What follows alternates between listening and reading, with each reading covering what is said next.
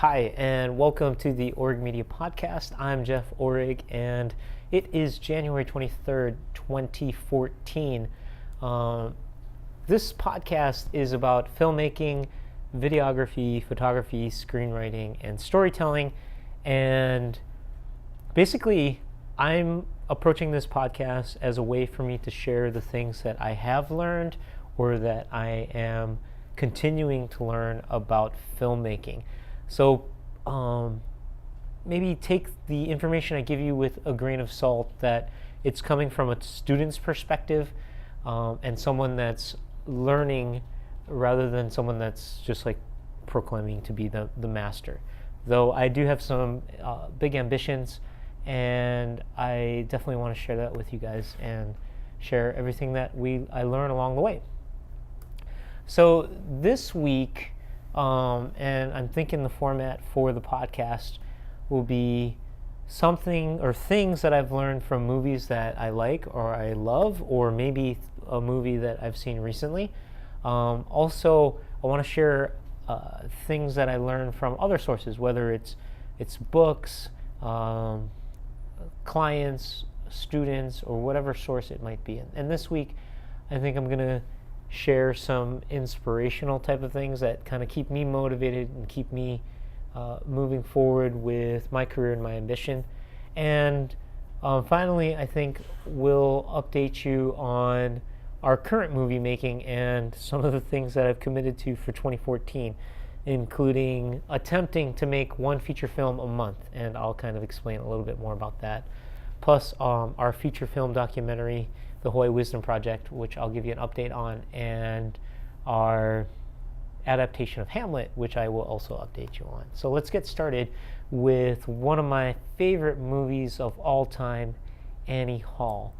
If you have not seen Annie Hall by Woody Allen, please go see that movie right away. It is amazing, and I think one of the best romantic comedies of all time, and just my favorite Woody Allen film.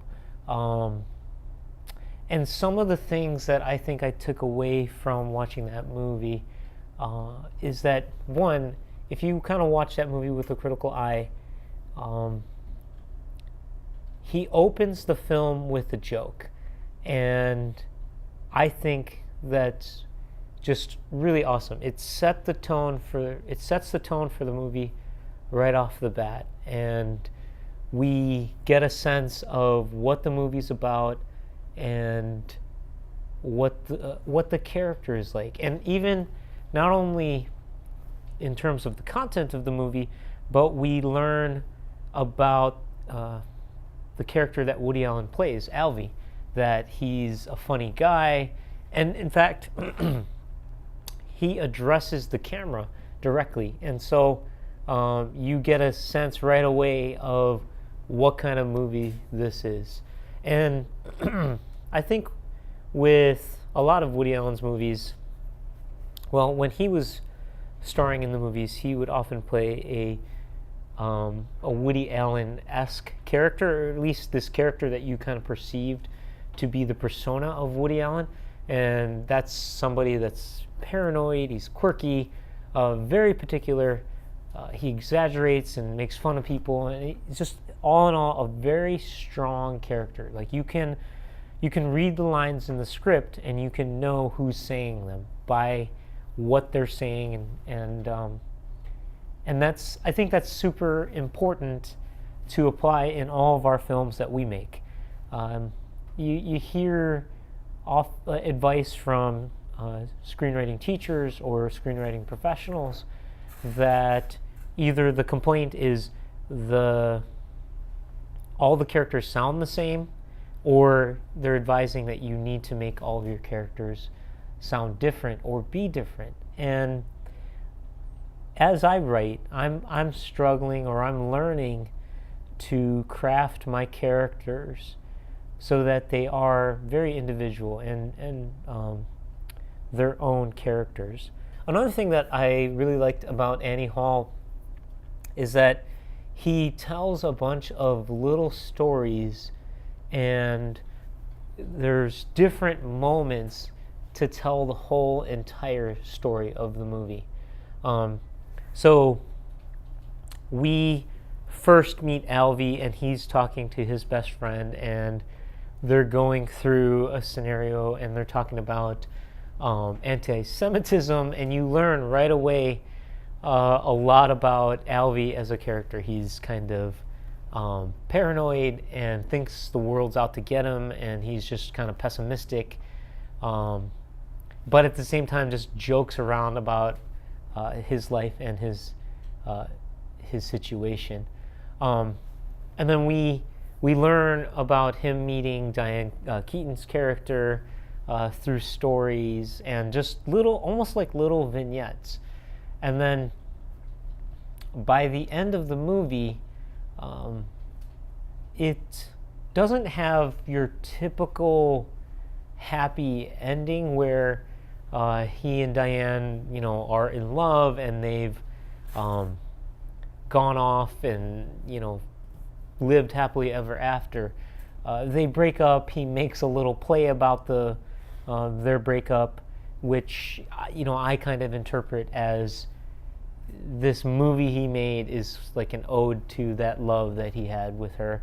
And you even see him compare his love affair with Diane Keaton's character with a subsequent girlfriend who they were trying to cook lobsters, and she wasn't having the same they didn't share the same chemistry or that same joke that he had with Diane Keaton's character. And the way he does it at the end is that he's recounting their love affair as he explains when they kind of just ran into each other and had coffee. And then you see all the fun little moments and some of the painful moments, but it just kind of shows that love that they had for each other as he retells the story. And to me it's one of the just the most amazing sequences in film history, really, because it recaps all of the little bits of the relationship that we just saw, and it covers their good times and their bad times, and they he does this wonderful thing where it's edited over Diane Keaton singing the song that she sang in the beginning of the movie when they first met. And when you first hear them talking about it and hear her singing, you don't necessarily think it's that great. But at the very end, you just get this sense of how touching and amazing that moment was. And then he ends the movie on a joke as well. And I think this movie is one of his most genuine movies. And so what does all this mean? I don't know. And what does it mean to improve for my filmmaking or your filmmaking, right?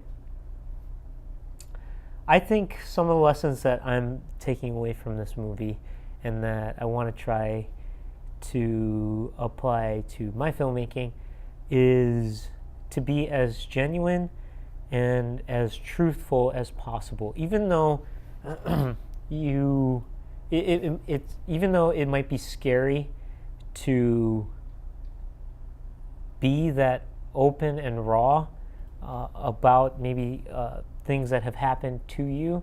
Those are the things that audiences can really connect to.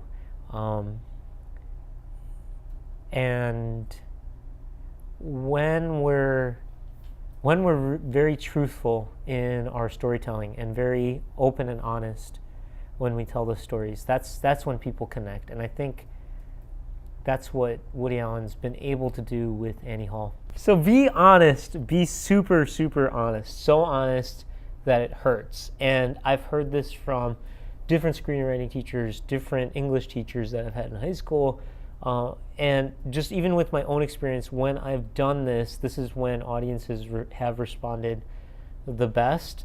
It's when I try too hard in being clever or just trying too hard to make something work rather than really peeling away and getting to the raw, honest truth.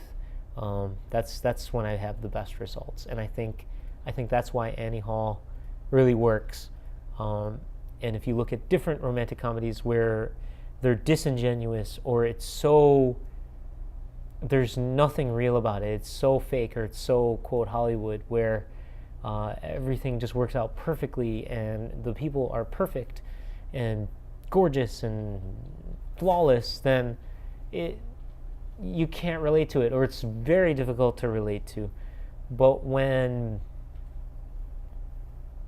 people are flawed and make mistakes and are doing things that a regular person would do, like being irrational, then we definitely connect. If you have comments or questions or other things you want to add or contribute, please in the comments or send us an email or a tweet.